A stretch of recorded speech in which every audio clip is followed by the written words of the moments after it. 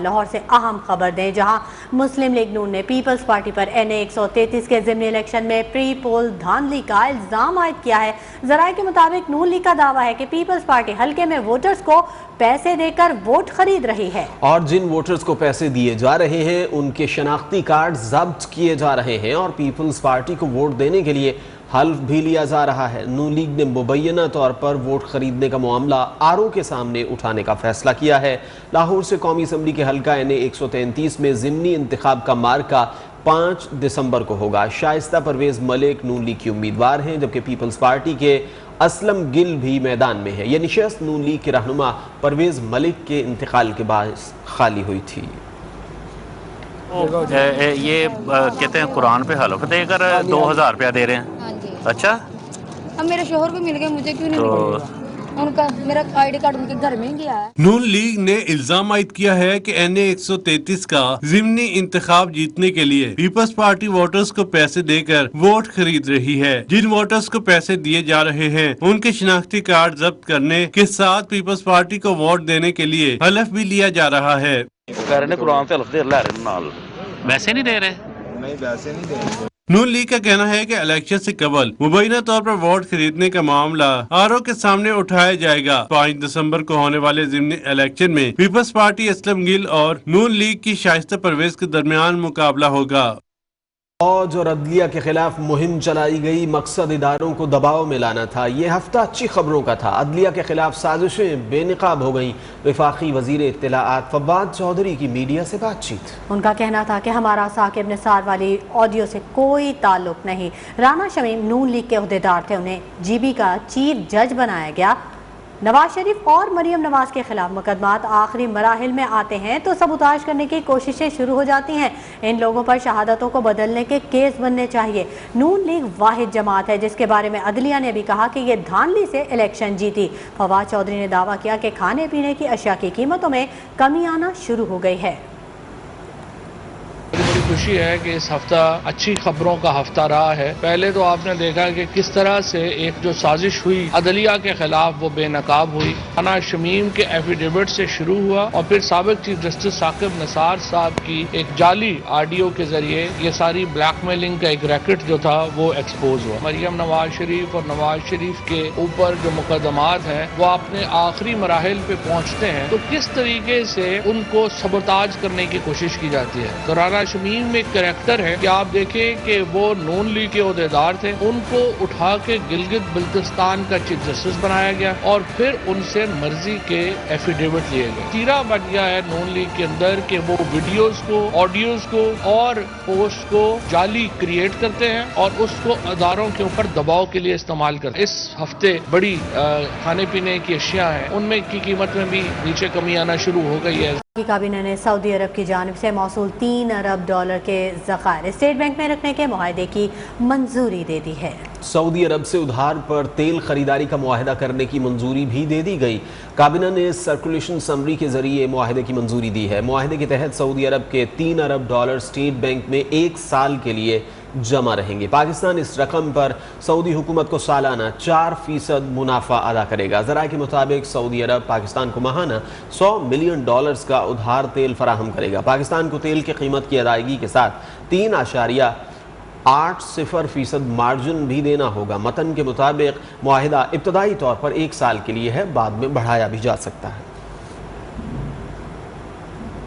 Gas بحران کی بات کرتے ہیں۔ ملک بھر کی طرح کراچی میں بھی گیس بحران شدت اختیار کر گیا۔ گیس کی قلت کے باعث گھروں میں کھانا پکانا بھی دشوار ہو گیا۔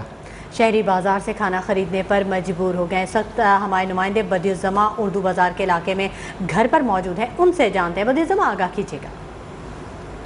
بالکل جی، پورے ملک کی طرح کراچی میں بھی گیس کا بحران ہے اور ہر جگہ جو ہے وہ گیس نہ ہونے کی شکایتیں ہیں۔ لوگ کافی پریشان ہیں، گھر میں اب چولہے جلتے نہیں ہیں، مجبوراً لوگوں کو جو ہیں وہ لکڑیاں جلانا پڑتی ہیں اور کوئی آفس نہیں پہنچ پاتا، کوئی کالج نہیں جا پاتا اور کسی کو تو یہاں پر ایسا ہوتا ہے کہ باہر سے چیزیں منگوانی پڑتی ہیں لیکن اتنی مہنگی کہ باہر سے افورڈ نہیں کر سکتے۔ یہ سامنے میں دیکھیں کہ گیس والا چولہا ہے اور اس پہ لکڑیاں جل رہی ہیں اور لکڑیاں اس لیے جلائی جا رہی ہیں کہ کسی نہ کسی طریقے سے چائے बन जाए, कुछ पानी गर्म हो जाए, खाने पकाने का बंदोबस्त हो जाए। मेरे साथ ये मौजूद हैं, इनसे मैं बात भी करता हूँ। क्या कितनी परेशानी होती है सुबह सुबह? सुबह सुबह एक्चुअली बहुत ज़्यादा परेशानी होती है। यूनिवर्सिटी जाना होता है, ऑफिस जाना होता है लोगों को, और ऊपर से गैस ना हो, ब्रेकफास्ट ना हो, गर्म पानी ना मिले टाइम पे, तो कैसे इंसान कर सकता है।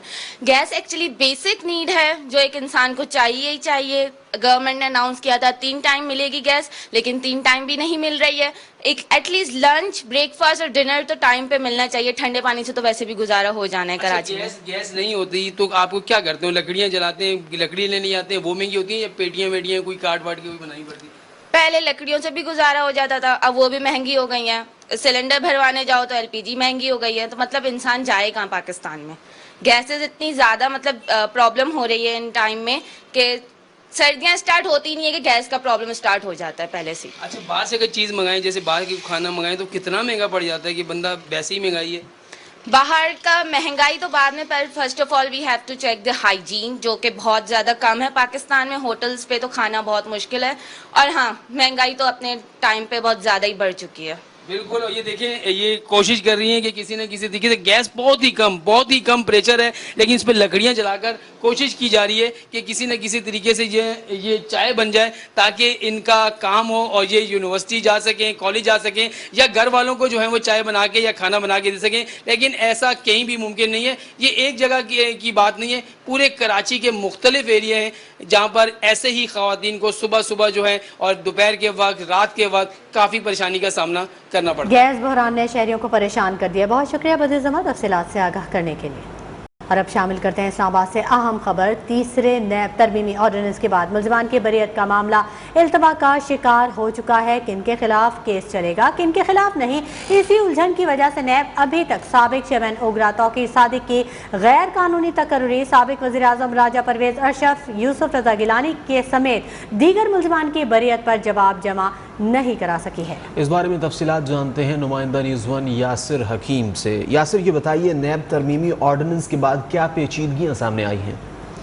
देखें, पेचीदगियाँ तो काफ़ी ज़्यादा सामने आई हैं, जिनके हवाले से नैब हाल तज़ब्ज़ुब का शिकार है, और अदालत में जिन मुल्ज़मान की जानिब से दरख्वास्त बरियत दायर की थी, उनकी दरख्वास्तों पर अभी तक नैब की जानिब से जवाब दाखिल नहीं करवाया गया, जिस पर अदालत ने आज आखिरी मौका देते हुए नैब हुकाम को हिदायत की है कि वो 3 दिसंबर तक साबिक चेयरमैन ओगरा तौकीर सादिक की गैर कानूनी तकर्री के रेफरेंस में मुल्ज़मान जिन की जानिब से ये दरख्वास्त बरियत दायर की गई, उस हवाले से अपना जवाब दाखिल करवाए, ताकि अदालत इस हवाले से फैसला करे।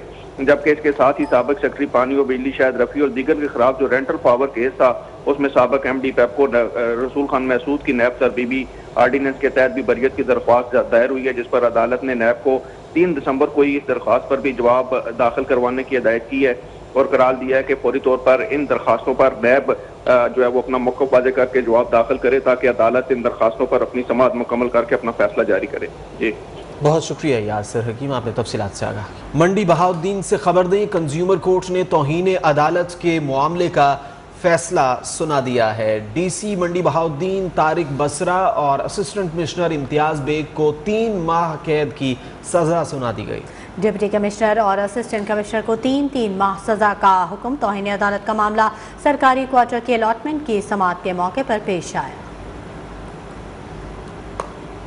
सिलसिले को आगे बढ़ाते हैं। नस्ला टावर को गिराने का काम तेज़ करने के लिए हैवी मशीनरी भी पहुंचा दी गई है। इतलात के मुताबिक 2 हैवी मशीनरीज को छत पर पहुंचाया जाएगा। मजदूरों के जरिए इमारत के निचले हिस्से और मशीन के जरिए इमारत की छत से तोड़ फोड़ शुरू की जाएगी। सुप्रीम कोर्ट ने 1 हफ्ते में नस्ला टावर गिराने का हुक्म दे रखा है। गुज़िश्ता रोज़ नस्ला टावर के रिहायशी और बिल्डर्स एसोसिएशन की जानिब से एहतजाज किया गया था, जिस पर पुलिस ने शेलिंग भी की थी। एहतजाज के बाद से पुलिस और रेंजर्स की नफरी भी तैनात है। असिस्टेंट कमिश्नर फिरोजाबाद इस्मा बतूल भी नस्ला टावर पहुंच गई हैं। इस वक्त हमारे नुमाइंदे यासिर सलीम वहां पर मौजूद हैं, उनसे मज़ीद बात करते हैं। यासिर, ये बताइए कि नस्ला टावर को गिराने का काम कहां तक पहुंचा है और क्या ताज़ा इक़दाम किए गए हैं? जी बिल्कुल, नस्ला टावर को सुप्रीम कोर्ट के अहकाम के तहत गिराने का काम जो है वो जारी है। हम आपको बताते चलें कि सुप्रीम कोर्ट ने हुक्म दिया है कि इस पूरी बिल्डिंग को 1 हफ्ते के अंदर जो है वो गिराना है। यहाँ पे तकरीबन 11 बजे के करीब जो है वो हैवी मशीनरी जो कि 200 टन की हैवी मशीनरी थी उसको पहुंचा दिया गया है। और यहाँ के जो कॉन्ट्रैक्टर हैं और जो इस बिल्डिंग को गिराने के लिए उनका यही कहना है कि 14 टन की 2 मशीनरी जो है उसको छत पे पहुंचाया जाएगा और उसके बाद जो है वो इन पूरी हैवी मशीनरी के जरिए से टॉप फ्लोर से जो है वो नेशनल टावर को गिराने का काम जो है वो शुरू किया जाएगा। अब से कुछ देर पहले तक जो है वो असिस्टेंट कमिश्नर फिरोजाबाद अस्मा बतूल की जानिब से यहाँ विजिट किया गया है और जो बिल्डिंग को गिराने का काम है उसका जायजा लिया गया है। मीडिया से बातचीत करते हुए उनका यही कहना था कि जो सुप्रीम कोर्ट के अहकामात हैं उसके तहत बड़ी तादाद में लेबर जो है वो यहाँ पे लगी है। सुप्रीम कोर्ट ने कहा था 200 नहीं 400 से ज्यादा लेबर को यहाँ पे लगाएं और इस बिल्डिंग को जो है वो गिराएं। हमने यहाँ पे कॉन्ट्रैक्टर से बात की तो ये कह रहे हैं कि जी लेबर यहाँ पे लगी हुई है, लेकिन अगर हमने यहाँ बिल्डिंग के अंदर देखा जाए तो जो 400 की लेबर है क्वांटिटी के हिसाब से वो उतनी जो है वो नजर नहीं आती है। हम आपको बताएं कि हैवी मशीनरी यहाँ पे लग चुकी है, मजदूरों की बड़ी तादाद जो है वो टॉप फ्लोर पे भी मौजूद है, फर्स्ट फ्लोर पे भी मौजूद है और जो 15 फ्लोर है उस पर भी मौजूद है। जो बिल्डिंग के पार्किंग के जो मेज़नाइन फ्लोर्स हैं उनकी जो दीवारें हैं उनको तो तोड़ दिया गया है, ग्राउंड फ्लोर जो है उसको भी जो है वो दीवारों को तोड़ दिया गया है। पिलर्स पे जो है ये बिल्डिंग खड़ी हुई है और यहाँ पे भी हमारी कुछ देर पहले जो है वो ठेकेदार जो है यहाँ पे कंपनी के उन्होंने यहाँ पे बातचीत की तो उनका यही कहना है कि शिफ्टों में जो है वो यहाँ पे काम जारी है। 24 घंटे की शिफ्टों में जो है वो मुख्तलिफ मजदूर जो है वो यहाँ पे काम कर रहे हैं। अस्मा बतूल के मुताबिक असिस्टेंट कमिश्नर वो ये कह रही हैं कि हमारी कोशिश इस बिल्डिंग को जो है वो एक हफ्ते के अंदर गिरा दिया जाए, लेकिन शिफ्टों में काम जारी है। हैवी मशीनरी पहुंचा दी गई है, नेशनल टावर को गिराया जा रहा है। यासिर सलीम हमें अपडेट कर रहे थे, आपका शुक्रिया। कोरोना वायरस ने दुनिया भर में मजीद 6,802 जिंदगियां निगल ली। जनूबी अफ्रीका से कोरोना की नई और खतरनाक किस्म ओमिक्रॉन सामने आ गई। आलमी इदारे सेहत ने तशवीश का इजहार कर दिया। अमरीका, बरतानिया समेत कई ममालिक ने सफरी पाबंदियां आयद कर दी।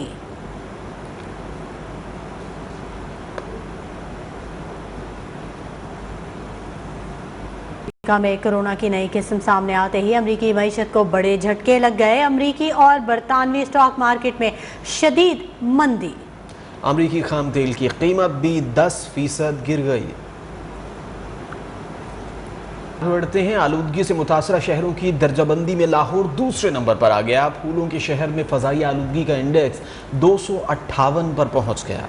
पेरिस में भारतीय दारुल हुकूमत नई दिल्ली 272 इंडेक्स के साथ पहले नंबर पर मौजूद है, जबकि आलूदा तरीन शहरों की फहरिस्त में कराची 179 पॉइंट्स के साथ तीसरे नंबर पर मौजूद है। बांग्लादेशी दारुल हुकूमत आलूदा तरीन शहरों में चौथे, जबकि भारतीय शहर कलकत्ता 5वें नंबर पर मौजूद है। पाकिस्तान ने सरबराह RSS के इश्तियाल अंगेज रिमार्क्स को मुस्तरद कर दिया। तर्जमान दफ्तर खारजा के मुताबिक मोहन भागवत के गैर जिम्मेदाराना रिमार्क्स की मजम्मत करते हैं। RSS सरबराह ने तकसीम को कलअदम करने का मुतालबा किया था। तर्जुमान ने कहा, सरबराह RSS ने जारहाना सोच का इजहार पहली बार नहीं किया। हिंदुत्व नजरिया और अखंड भारत दर हकीकत RSS और BJP गठजोड़ है। खतरनाक हथकंडों का मकसद भारत में मौजूद अक़लियतों को पसमानदा रखना है। पाकिस्तान ने भारत के तसल्लुत पसंदाना इक़दामात की मुसलसल मुखालिफत की है। भारतीय फौज का एक और मुकाबला जाली निकला। 24 नवंबर को श्रीनगर में होने वाले फर्जी मुकाबले में शहीद तीनों नौजवान बेगुनाह निकले। मालूमात सामने आ गई। दूसरी जानिब कश्मीरियों की नुमाइंदा जमात ऑल पार्टी हुर्रियत कॉन्फ्रेंस पर भारत की जानिब से पाबंदी आयद किए जाने का खदशा है। उधर अफगान अबूरी वज़ीर ख़ारजा आमिर खान मुत्तकी की सरबराही में तालिबान का वफ़द दोहा पहुँच गया। कतर में वज़ारत ख़ारजा के सीनियर हुकाम से मुलाकात की। तर्जमान कतरी वज़ारत ख़ारजा के मुताबिक मुज़ाकरात में अफगान सियासी सूरत हाल, इंसानी बुनियादों पर इमदाद, मुआशी और तालीमी मामलात पर तफसीली तबादला ख्याल किया गया। दूसरी जानिब अमरीका और तालिबान वफ़द के दरमियान आला सतह मुज़ाकरात भी आज होंगे। अमरीकी वफ़द की क़यादत नुमाइंदा खुसूसी टॉमस वेस्ट करेंगे। तालिबान वफ़द यूरोपीय यूनियन के नुमाइंदगान से भी मुलाकात करेगा।